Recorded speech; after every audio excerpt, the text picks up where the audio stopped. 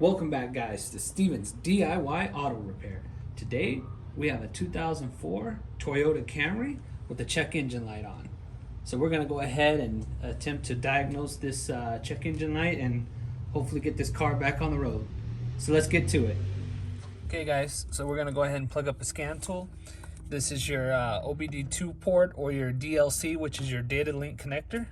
So we're going to go ahead, connect this. There we go. We'll come back up here. Okay, guys, so it's processing. So it's going, you got the key on, engine off, and it's going to go ahead and process here.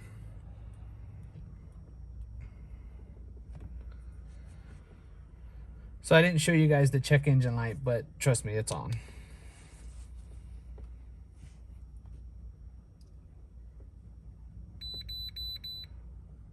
Okay, guys, so we went ahead and plugged up the scan tool, and we are getting a P0031 stored code, and it's oxygen heater control circuit low, bank 1, sensor 1.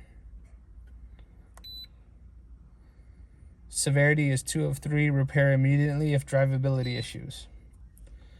Okay, so now let's go to the front of the car and look under the hood. Okay, guys, so I don't know a lot of the backstory on this car. I do know that the O2 sensor appears to have recently been changed because it looks fairly new. And somebody did a pretty great job of winding this up with some wire. But okay, so anyway, the first thing we're gonna do is, this is gonna be your bank 1 sensor 1 on this 2004 Toyota Camry. So we're gonna go ahead and take the connector loose, and we're gonna check the resistance of the heater circuit that's inside, because it's saying that it's low. So we're gonna check that first. So give you a little backstory on this sensor, at least for this vehicle. It's not just an O2 sensor, it's actually air fuel ratio sensor. So it's a little bit more complex and complicated than your regular O2 sensor. So the reason why they have this is it's called the stoichiometric unit, or however you want to pronounce it. So basically what that is like the ideal air to fuel ratio, which is going to be 14.7 to 1.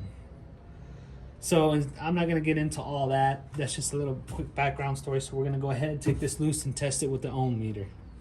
Okay, guys, so I can already tell right off the bat this is probably not the right oxygen sensor. The other one is supposed to have 2 black wires, a white and a blue.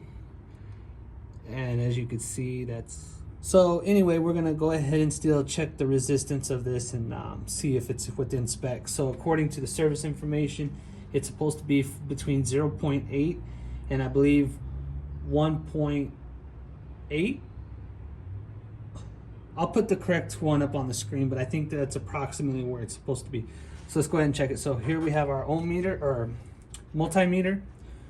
We're gonna go ahead and set it to ohms, which is gonna measure resistance. So if I can get some help from my assistant here. And let me put this, I don't know, can you guys see that? I don't know, hopefully you guys can see that.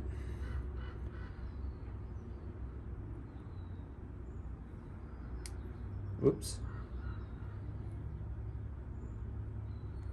Let it stabilize. Look at that, we're at 10.8, 10.7. So that's completely off. So I failed to mention that approximately 68 degrees, 70 degrees, it's supposed to be 0.8 to approximately 1 point some change. When it's completely hot, it's supposed to be 1 point something to about 3 point something. And I'll put those numbers up on the screen for you. So this was way out of spec. So we're gonna go ahead and take another one that we have, and we got this from the junkyard. So it looks similar. But like I was saying, 2 black wires, a blue and a white.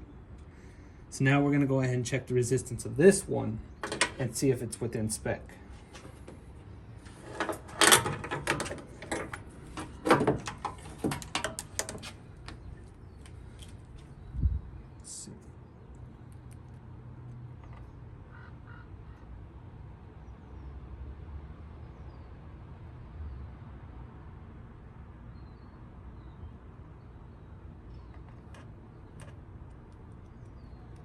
Get it to stabilize, guys. If I can stop moving the leads. 0.9, perfect. That's what it should be.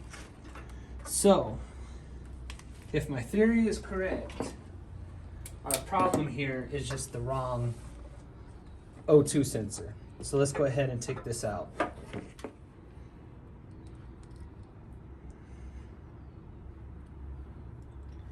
So this is gonna go back to the one that's installed in the vehicle already. The one that I am assuming is the wrong O2 sensor. So yeah, we're way too high, guys. That's way too high. Okay guys, so they make special oxygen sensor sockets for this. They have a little cutout so you could get into the wire. So you can get it into the wire, but because ours is super easy to get to right here, we're just gonna use a combination wrench. It's going to be 7/8. Like, turn it the right way, guys. Jeez.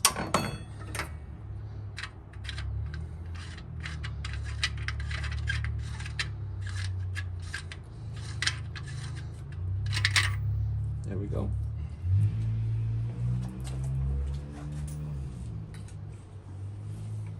Now we're going to get the new one, or old one per se.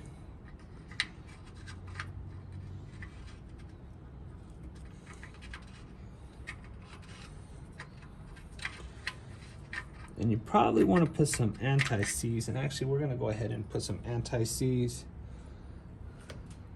Okay guys, so we got some copper anti-seize here. So we're just going to put a tiny bit here on the threads, just so that if we have to change it in the future, it's a little bit easier to get out. But you want to make sure you don't get any in here to clog up these little areas where your exhaust is going to go through. Okay guys, so we're just going to put a tad bit.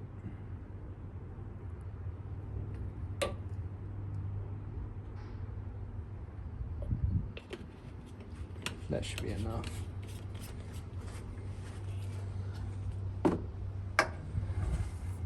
So we're going to come over here and get it started.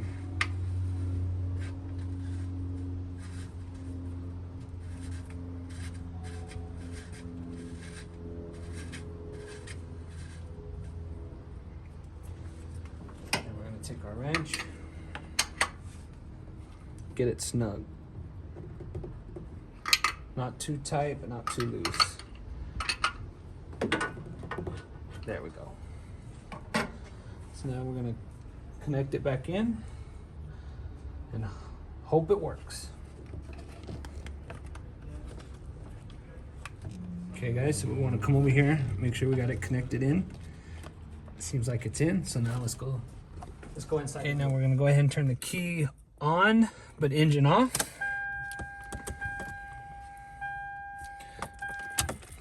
Okay guys, so we got the engine on, or I'm sorry, key on, engine off. And we're gonna go ahead and let it turn back on. Or connect back, I should say. Okay, so we still have that code. So now what we're gonna do, since we changed it, we're gonna go ahead and clear that code, start the car up and see if it comes back.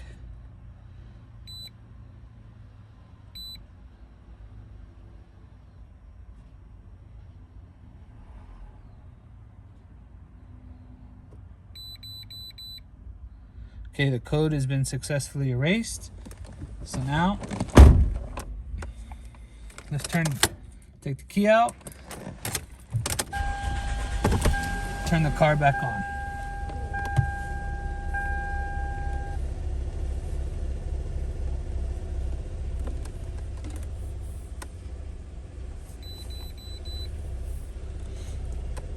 We have no codes detected right now. And then show you that there's no check engine light now. So we're gonna rev it up.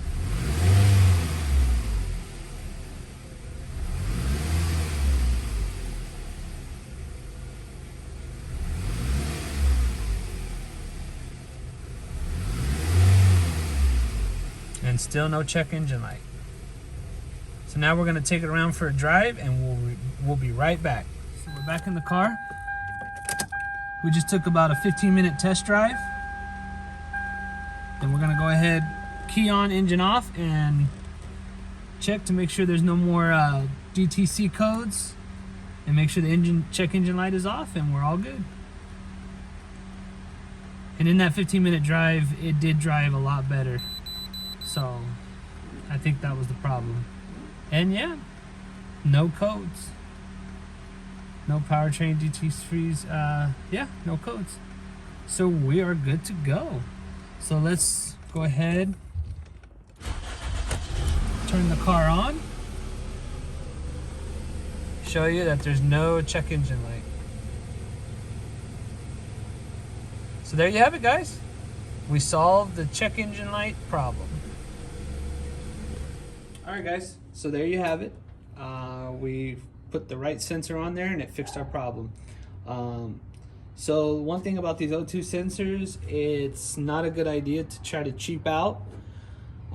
This one here, the original, is average about 150 bucks, sometimes a little bit more, a little bit cheaper depending on where you go. So we went with not an aftermarket, we went with a junkyard one because I had tested it at the junkyard and it came out good. And it was only like, I think 30 bucks for the sensor. So if you want a cheaper route, I guess that would be the best route, especially on an older vehicle like this.